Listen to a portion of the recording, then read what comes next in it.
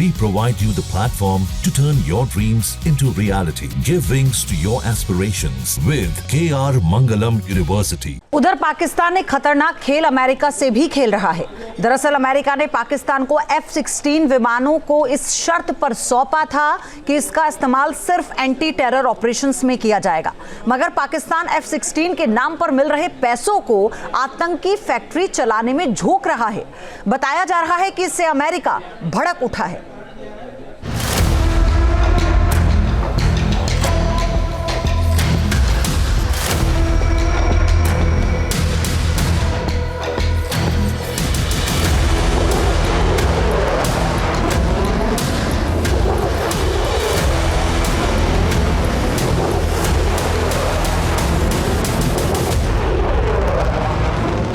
अमेरिकी F-16 fighter jet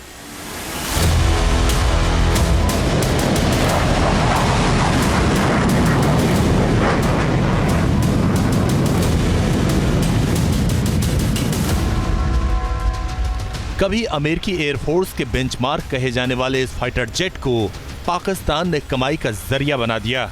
F-16 fighter jet के maintenance के नाम पर पाकिस्तान को अमेरिका से मोटा माल मिलता है और इस फंड का इस्तेमाल पाकिस्तान आतंक की फैक्ट्री चलाने में करता है।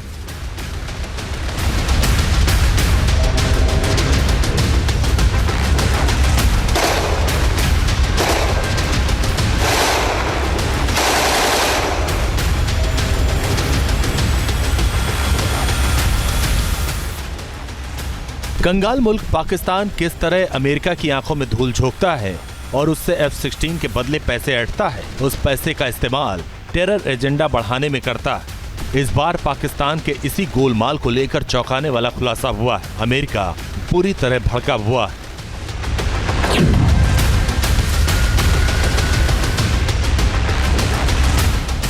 ट्रंप प्रशासन ने फरवरी में पाकिस्तान को $397 मिलियन का फंड दिया था।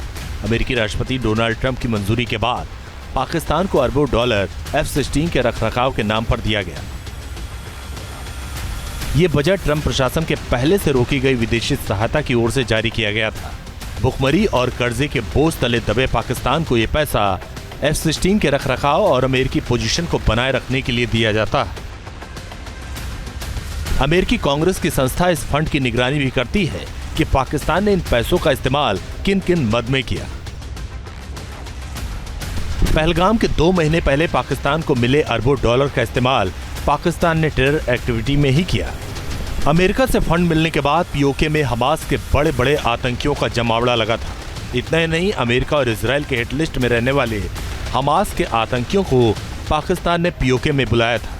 हमास प्रवक्ता खालिद कद्दौमी, नाजिर जहीर, मुफ्ती आजम, बिलाल असलाद जैसे बड़े बड़े आतंकियों से पीओके में परेड कराई गई। रिपोर्ट कहती है कि करीब 100 विदेशी आतंकियों का मूवमेंट पाकिस्तान की धरती पर पहलगाम हमले से पहले हुआ था। इस दौरान ऑपरेशन अल अक्सा फ्लड के नाम पर खूब जहर उगला गया था। यही था वो प्लान जिससे हमास ने इजराइल के अंदर सबसे बर्बर आतंकी हमला किया था और इसी के तर्ज पर पाकिस्तानी सेना ने पहलगाम हमले का ताना बाना बुना और हाफिज सईद के हाशिम मूसा मॉड्यूल को चुना। हाशिम मूसा के पाकिस्तानी सेना में होने की जानकारी 15 ओवरग्राउंड वर्कर्स से पूछताछ के दौरान सामने आई। अब तक की जांच में ये बात भी सामने आई कि आतंकियों को खास ट्रेनिंग दी गई थी। पाकिस्तानी स्पेशल फोर्स के पैरा कमांडो हाईली ट्रेंड होते हैं। यही वजह है कि पहलगाम जैसे हाई रिस्क ऑपरेशन के लिए पाकिस्तानी सेना के पैरा कमांडो हाशिम मूसा को भेजा गया। इसके अलावा इसमें हाफिज सईद के लेफ्टिनेंट कहे जाने वाले सैफुल्लाह कसूरी का भी नाम है। जमात-उद-दावा और लश्कर तोयबा में उसकी पैठ कैसी है, उसकी गवाह ये तस्वीरें। सुरक्षा बलों ने लश्कर तोयबा के बड़े आतंकी सैफुल्लाह कसूरी उर्फ खालिद को हमले का मुख्य साजिशकर्ताओं में से एक माना है।